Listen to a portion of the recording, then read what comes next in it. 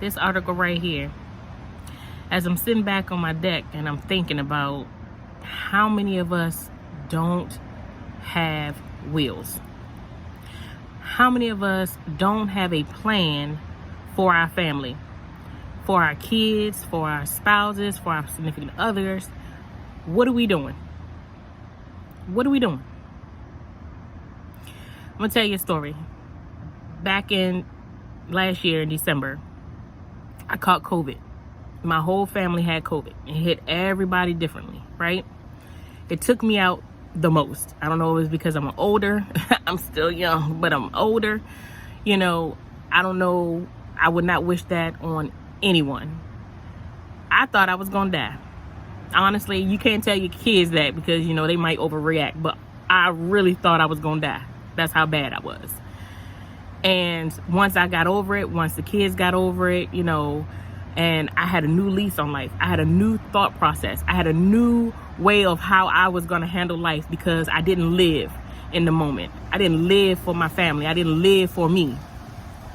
So a good girlfriend invited me to Costa Rica for one of her events. And in one of the sessions, one of the questions to ask yourself, it was a reflecting one, and it said, what was your biggest fear? In that moment, my biggest fear was dying before I had a plan for my kids, or for dying before my kids knew what I wanted done. Because if I had died at that moment, I ain't had nothing. I ain't had nothing planned, right? So I thought to myself, how many other people have that same thought process? We're scared to talk about death. We're scared to talk about the plan. But it's something that's necessary. It's those conversations that are necessary that we need to talk about, especially in the minority community, because we don't talk about it. We don't know Medea's real name. We don't know Big Mama's real name. You don't find that stuff out until after the fact. The great grandkids find out after the fact. Having those conversations written down, having those conversations, or even the where things are written down so that somebody can find it. A few years back, my mom passed away. My father passed away first. My mother passed away. Neither one of them had wills. Neither one of them had a plan. Now imagine grieving, or I didn't even get a chance to grieve because I had to go look for her documents. I had to go find her stuff because we didn't have those conversations.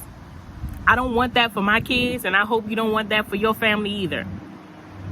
So I created an essential guide for my family, what to know when you go. If you click the link in the bio, you can grab your copy. It's on Amazon. You can grab a digital copy if you like, for those that don't like to write, but you can put it digitally. Having those tough conversations. Let's start the conversation, y'all. All it takes is a conversation. We can talk about everything else in their mamas. How about we have a conversation on what we want when we pass, what that looks like, so that the loved ones that are left behind aren't having this moment right here. We ain't doing this right now. Click the link in my bio. Let's start that conversation. Y'all have a great day on purpose.